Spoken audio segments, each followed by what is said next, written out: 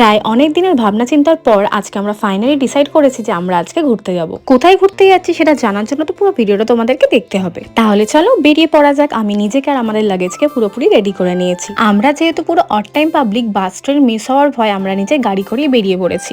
বাড়ির সবাইকে tata bye bye করে আমরা চারজন বেরিয়ে পড়েছি আমাদের ফাইনাল ডেস্টিনেশনের জন্য। যেহেতু আমাদের অনেকটা জার্নি করে যেতে হবে, তাই জন্য আমাদের যেতেই ফার্স্ট ঢাবাটা পড়েছিল, ওখানে আমরা দাঁড়িয়েছিলাম জলের বোতল, খাবার কিছু নেওয়ার জন্য। তারপরে এখানকার কিছু ডগিশ ভাইকে টাটা বাই বাই করে আমরা চারজন পুরোপুরি রেডি আমাদের জার্নি স্টার্ট করার জন্য। যখন আমরা পাটুলি ক্রস করছি, আমরা খেয়াল করে দেখলাম যে আমাদের সাথেই কিছু বাইক রাইডার্সরাও রাইড করছে, আর ওনাদের ডেস্টিনেশন হচ্ছে ঝাড়খণ্ড। আর কিছুক্ষণ আগে বৃষ্টি হওয়াতে আজকে বাইরের ওয়েদারটাও খুব সুন্দর, তাই জন্য আমরা খুব রেয়ার এসি অন করেছি। বাকিটা টাইম তো আমরা শুধু বাইরের হাওয়াটাই এনজয় করেছি। আর সবাই মিলে একসাথে যাওয়াতে এনজয়মেন্ট লেভেলটা অনেক বেড়ে গেছিল। কোলাঘাট ক্রস করে আমরা দাঁড়িয়ে পড়েছিলাম একটা ঢাবাতে ব্ল্যাক কফি খাওয়ার জন্য, বিকজ আমাদের মাঝখানে একটু ঘুম পেয়ে যাচ্ছিল। ঘুমালে তো হবে না, আমাদের পুরো জার্নিটাকে এনজয় করতে হবে। আশা করছি কোলাঘাটের নাম শুনে তোমরা বুঝে গেছো যে আমরা কোথায় যাচ্ছি, আর যারা বুঝতে পারোনি তাদের জন্য বলে দিই, হ্যাঁ আমরা যাচ্ছি দীঘাতে।